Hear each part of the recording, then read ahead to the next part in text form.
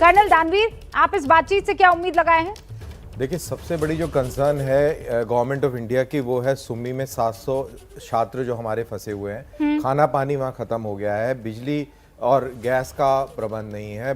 कितने सारे वीडियो आए हैं जो कि ये बताते हैं कि वहाँ पे बहुत ही सिचुएशन गंभीर है और उनको वार्निंग भी दी गई है कि आप अपने बैग्स तैयार रखिए, आपके लिए जल्द से जल्द कोई रास्ता निकाला जाएगा।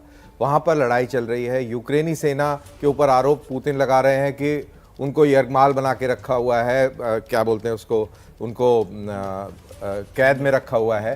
तो ये एक इशू है जो भारतीय जो प्रधानमंत्री है उसके लिए एक बहुत बड़ी चिंता है। ऑपरेशन गंगा सफल है या असफल है ये सुम्मी के ऊपर डिपेंड करता है। तो सुम्मी के ऊपर डिस्कस करेंगे वो, और वो उनसे ये रिक्वेस्ट करेंगे कि सुम्मी में जो हमारे छात्र फंसे हैं उनको प्लीज़ कृपा करके रशिया की साइड में जाने की इजाजत दी जाए, क्योंकि फ्रंट लाइन पर फोर्सेस लगी हैं। जब तक यूक्रेनी सेना उनको परमिशन नहीं देगी वो फ्रंट लाइन क्रॉस नहीं कर सकते।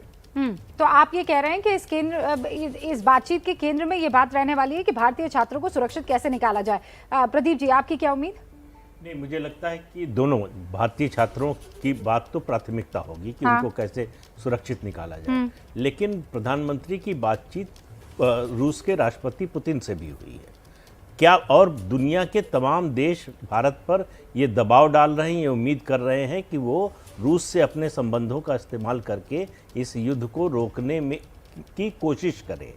तो दोनों से अगर बात हो रही, पहले पुतिन से हुई अब इनसे हो रही है, तो एक अगर क्या कुछ कॉमन ग्राउंड निकल सकता है क्या, कोई बीच का रास्ता निकल सकता है क्या? वो इतनी आसान बात नहीं है क्योंकि दोनों पक्ष अपने अपने उस पर स्टैंड पर टिके हुए हैं। तो ऐसे में कोई रास्ता निकालने की बात जो है वो जब तक दोनों में आपस में संवाद नहीं होता, वास्तविक हल तो, असली हल तो तभी निकलेगा। क्या भारत एक महत्वपूर्ण भूमिका निभा सकता है?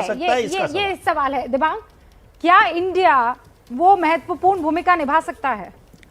जी हाँ, बिल्कुल निभा सकता है, लेकिन थोड़ी समझने वाली बात यह है कि भारत के बहुत सारे स्टूडेंट्स वहाँ पर फंसे हुए हैं। तो मेरे ख्याल से सबसे ज़्यादा महत्व की बात वो होगी, अगर आप अंतर्राष्ट्रीय स्तर पर देखें तो जिस तरह से इंटरनेशनल मीडिया में कवरेज है उसमें चीन से बहुत उम्मीद लगाई जा रही है, क्योंकि चीन की दोनों पक्षों से बात हो रही है। शुरुआत में चीन ने दोषी बताया था यूएसए को इस लड़ाई के लिए, लेकिन जब नागरिकों पर हमले शुरू हुए तो चीन ने अपना स्टैंड मॉडिफाई किया है और इसको एक बड़ी पहल के तौर पर देखा गया।